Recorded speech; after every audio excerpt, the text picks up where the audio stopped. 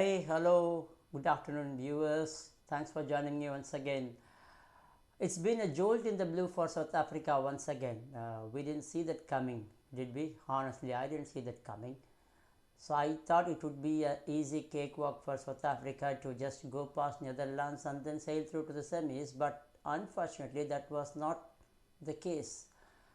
I mean, they were sitting pretty with 5 points at the end of three matches. Of course, the first match got abandoned halfway through and they had to split points with Zimbabwe.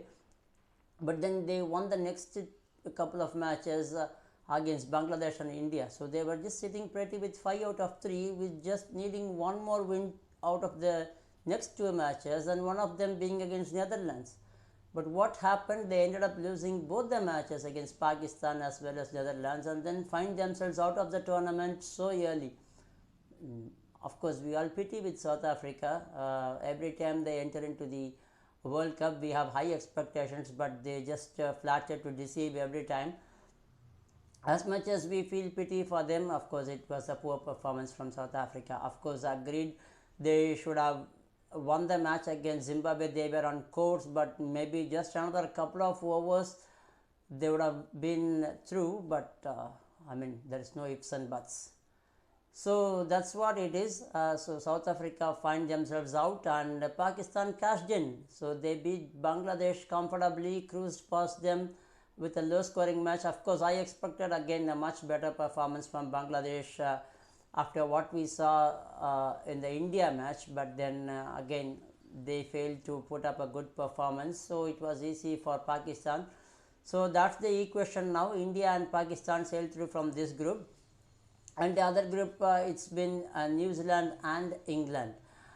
We discussed about this earlier at the start of the very first match against Australia and New Zealand, where I would have discussed in my video about Australia finding themselves in a situation where they would struggle in the net run rate.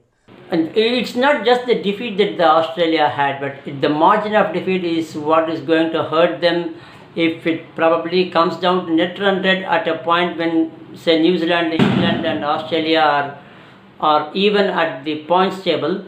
That's when the net run rate will start coming into play, and this particular match which Australia lost by about 89-90 runs is going to hurt them a long way. And that's exactly what has happened. So they all had same number of points, but then because of a poor net run rate which they got against New Zealand in the first match, which they lost by 89 runs, Australia find themselves out. So it's unfortunate for the host to not enter the semifinals, but then that's what it is. So this video is recorded before the India-Zimbabwe match, so we'll come to know if the India finish on top of the table, or if Zimbabwe manages to win, India will finish at second. So depending on where they finish, we'll see whether we'll have to meet New Zealand or England in the semifinals. I'll come back after the India-Zimbabwe match. Thank you very much. Bye bye.